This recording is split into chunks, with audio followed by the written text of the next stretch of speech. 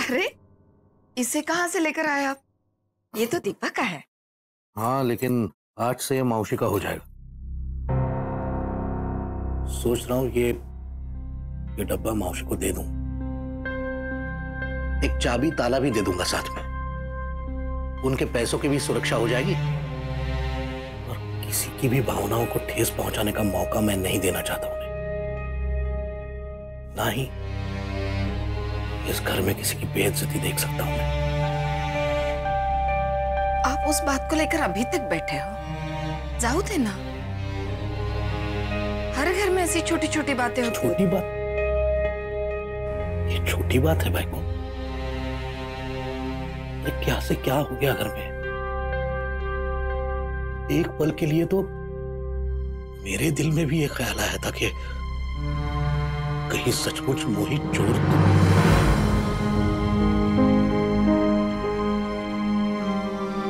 गणपति बाप्पा की कृपा है कि बात पुलिस तक नहीं पहुंची। अगर पुलिस तक जाती बात तो कितना बड़ा अनर्थ हो जाता मुझसे। आप कुछ ज्यादा नहीं सोच रहे इसके बारे में? कुछ अनर्थ नहीं हो जाता और अपने आप को दोषी ठहराने की कोई जरूरत नहीं है। आप तो जानते हो ना, मौसी का स्वभाव ही ऐसा है। इसमें किसी की कोई भी गलती नहीं है और अगर ऐसे ही रहा ना तो वो जल्दी चली भी जाएगी। ना जाए, जब जाना चाहे जाए, लेकिन जाने से पहले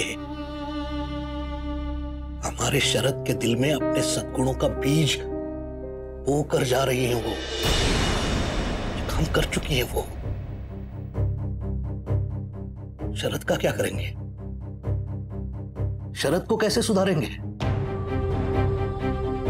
कैसी बात है, कैसा बर्ताव कर रहा है शरद, हमारा शरद। मेरा विरोध करने का एक मौका नहीं छोड़ना चाहता।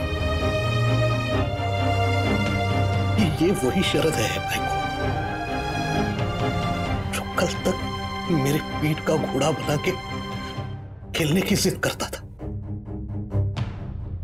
और मैं भी काम से कितना भी थक के क्यों ना हो, उसकी जिद पूरी करता था। कभी ना नहीं कहा। ये शरद जो कल तक मेरी उंगली पकड़कर चलता था, आज मेरा अपने भाऊ का हाथ झटक रहा है। शायद अब वो मुझे पसंद ही नहीं करता। पसंद क्या, वो तो मुझसे नफरत। आप ऐसी बातें मत कीजिए। अगर बच्चा अपने माँ बाप के सामने ऊंची आवाज में बोलता है तो इसका मतलब ये थोड़ी है कि वो उससे नफरत करता है। ऐसा नहीं है। बस वो मौसी के बहकावे में आ गया है। ये उसका गुस्सा और बचपना है बस। अगर उसे जरा भी पता लगा ना कि आपको इतना बुरा लगा है तो कैसे दौड़ के आके माफी मांगेगा देखना। मैं अभी कान पकड़ के उसे बुला के लाती हूँ। लेकिन हाँ, ज्यादा भाव मत खाना। हाँ, उसे जल्दी से माफ कर देना। मैं लेकर आती हूँ उसे।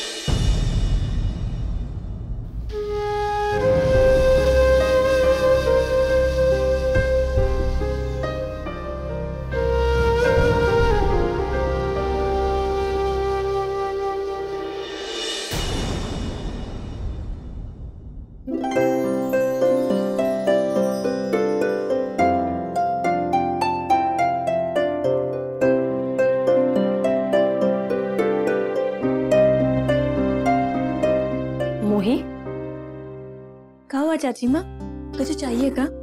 नहीं, बात करनी थी तुझसे। कहिए ना। मोही, तुझे ऐसा नहीं लगता है जब से तू वापस आई है तब से मौसी कुछ अजीब सा व्यवहार कर रही है तुम्हारे साथ? मौसी जी तो अच्छा व्यवहार कर रही है हमारे साथ। वही तो, मौसी का अच्छा होना मतलब और बुरा है। वो जितना अच्छा बर्ताव कर रही है समझो उतना ही बुरा करने वाली है तेरे साथ। मुझे ऐसा लगता है तुझे कुछ ज्यादा ही सतर्क रहना चाहिए अब। देख मोहित, मुझे घुमा फिरा के बात करने की आदत नहीं है। माउशी जानबूझ के कर रही है ये सब तेरे साथ। अरे पीछे ही पड़ी है तुम्हारे। वो शादीशुदा वाली बात, फिर अब चोरी, ये सब बातें सिर्फ तुझे नीचा दिखाने के लिए उछाल रही है वो। पता नहीं क्यों। ऐसा कहते हैं कि उम्र के साथ साथ इंसान सुधर जाता है, पर माउशी के बारे में मैं ये सब नहीं कह सकती। एनीवे, मैं तो भगवान से सिर्फ यही प्रार्थना करूंगी कि तू अच्छे से पढ़ लिख जा, एक अच्छी डॉक्टर बन जा, फिर हम तुम्हारे लिए एक अच्छा सा लड़का देखकर तुम्हारी शादी कर देंगे।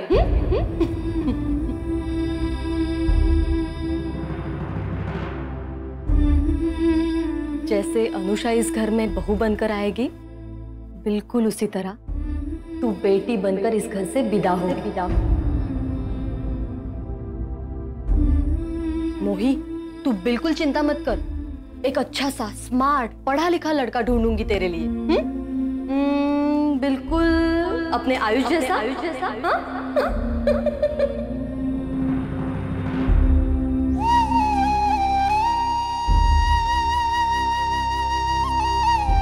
अरे पगली, इसमें इतने शर्माने वाली क्या बात है? हाँ? तू भी किसी से कम नहीं है। डिजर्व करती है तू आयुष जैसा पति।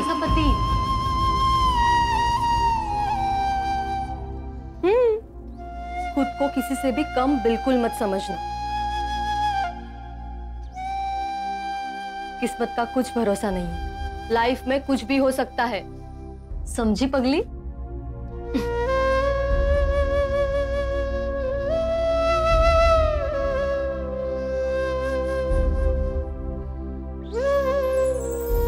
हम आपको कैसे पता है चाची, सहरी बाबू हमारे होके भी हमारे नहीं है। वो हमें मिले तो है पर हमारे साथ नहीं है। हम और सहरी बाबू नदी के दो किनारे जैसे, कभी नहीं मिल सकते।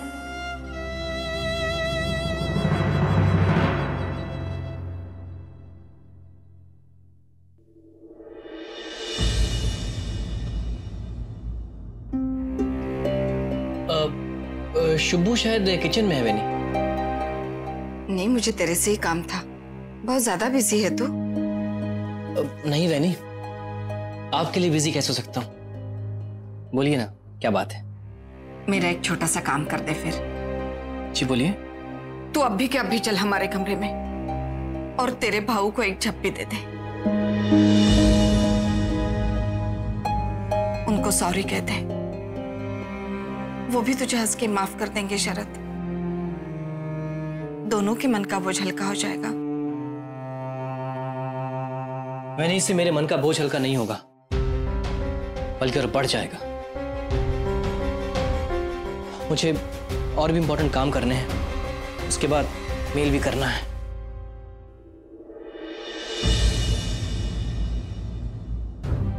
अपने भाऊ के लिए वक्त नहीं है तेरे पास शरद।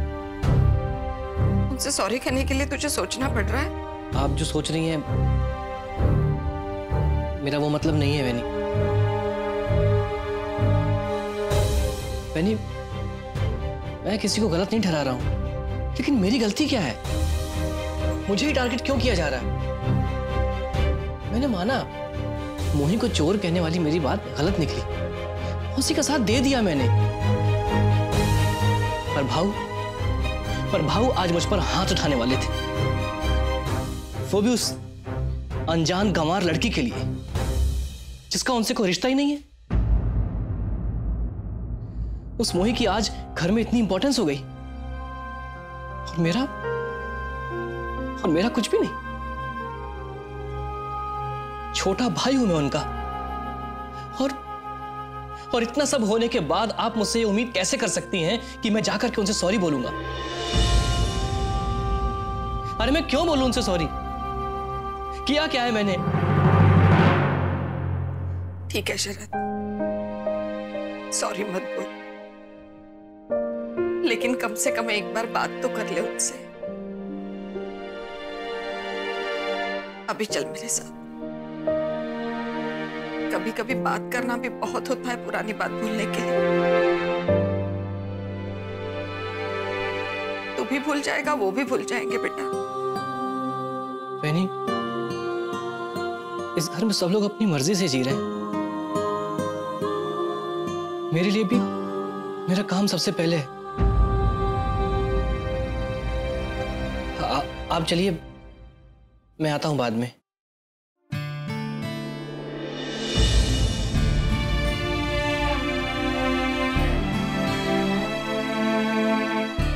ठीक है, मैं तुम्हारा इंतजार करूंगी।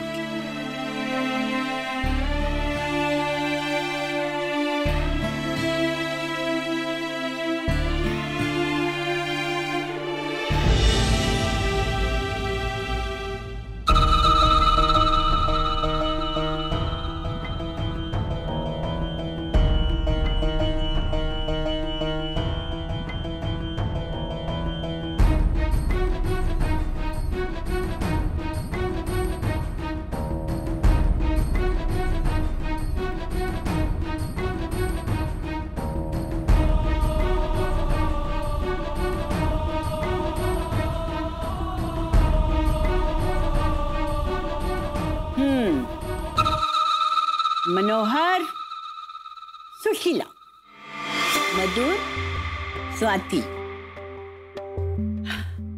शरद, शुभांगी और आयुष। क्या बात है।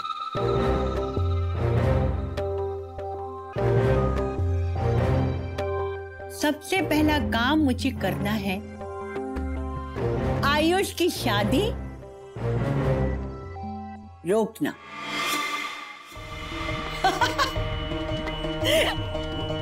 नहीं मतलब घर में शादी की तैयारियां हो रही हैं ऐसा तो लगे, पर शादी ना हो। फिर देखती हूँ। ए मनोहर गोखले कैसे बचाता है अपनी इज्जत को। अरे देवा, कितना बुरा लगेगा ना, कितनी बेइज्जती होगी रे तेरी। अरे सर उठा के चल भी नहीं पाएगा। अरे रे रे रे, बहुत बुरा होगा रे, बहुत बुरा होगा। एक एक करके मुझे इस घर में कुछ ऐसा करना है कि रहेंगे तो सब साथ में, पर सब अलग अलग, सब अलग अलग रे, सब अलग अलग। ये शरत तेरे बेड़ा, ये तो मेरे काबू में आ चुका है और एक एक करके सब काबू में आएंगे। तुम लोग कैसे बचोगे? मनोहर, शांता मौसी के वार से तू कैसे बचता है?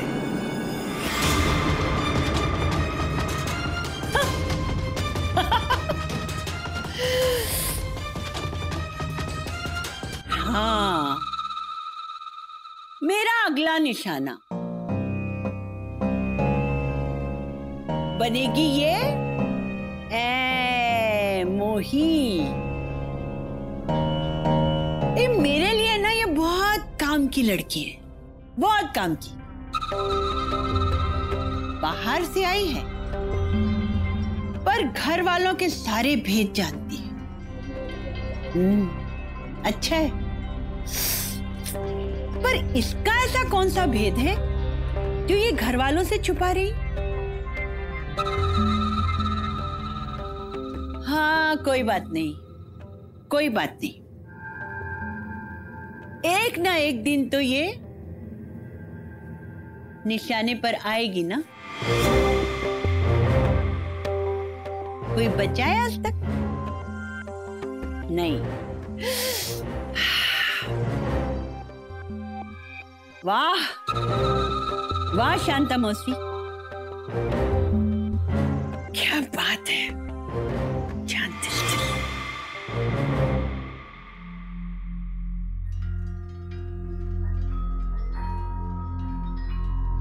काकू,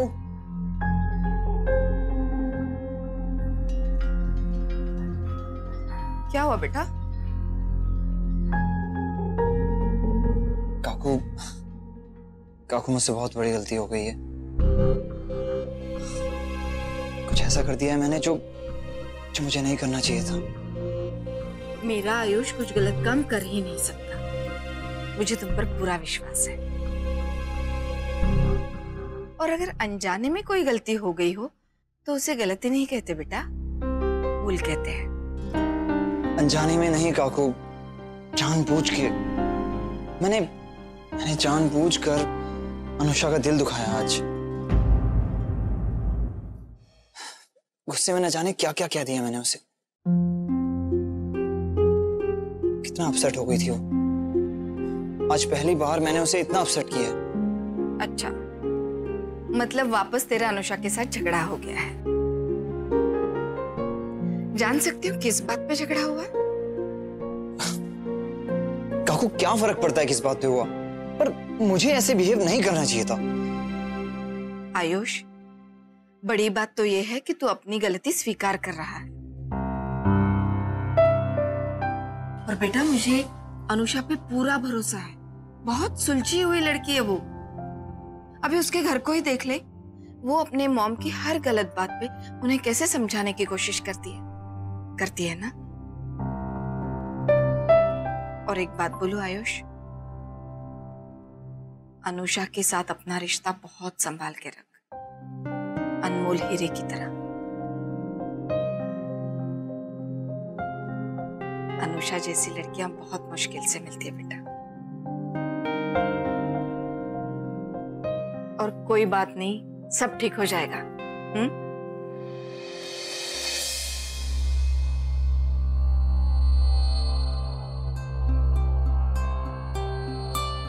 जानता हूं काकू, पर शायद तकदीर मेरा इम्तिहान ले रही है। पता नहीं पास हो भी पाऊंगा या नहीं।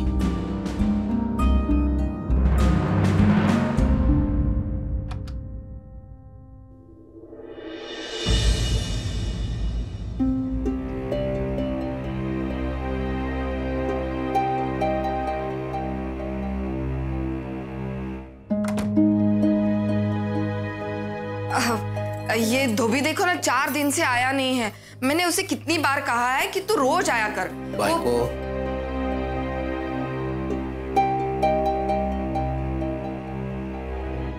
क्या कहा शरद ने?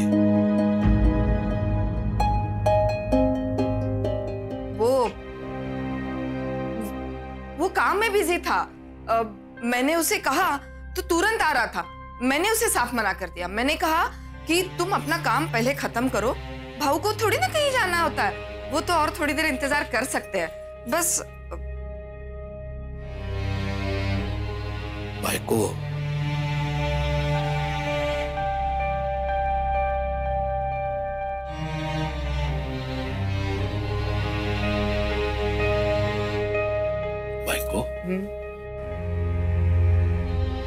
अब यही बात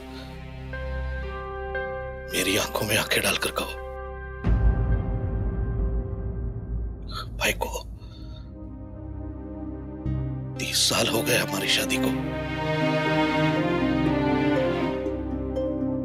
अब तो कब मैं तुमसे झूठ बोल रहा हूं, कब तुम मुझसे झूठ बोल रही हो, सब पता चल जाता है। अब ये भगवान का आशीर्वाद है या शाप है, पता नहीं।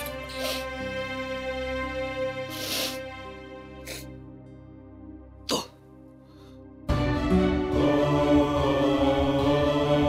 मना कर दिया ना शरद ने,